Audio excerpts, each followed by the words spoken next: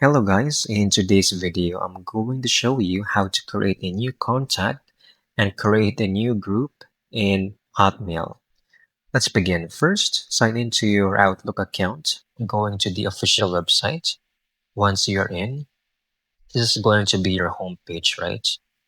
Over this left menu over here, click on the contacts, alright? And you can easily click on select new contact to add a new recipient or new content to your list. Fill in the person's details, details like name, email, phone number, and then make sure to hit save over here, okay? So for example, I've already created one over here.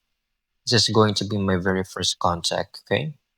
And then since we've already created a new contact, still over this section, you can actually click on groups or new groups over here. There should be a section over here. You can interact, click on that, give your group a name, add a description, set privacy options, and then hit create. Once the group is made, add members from your contacts or enter their email addresses manually. And that's it. You've created a new contact and set up a group in Hotmail. Perfect for teams, clubs, or any group emails. I hope you found this video very helpful.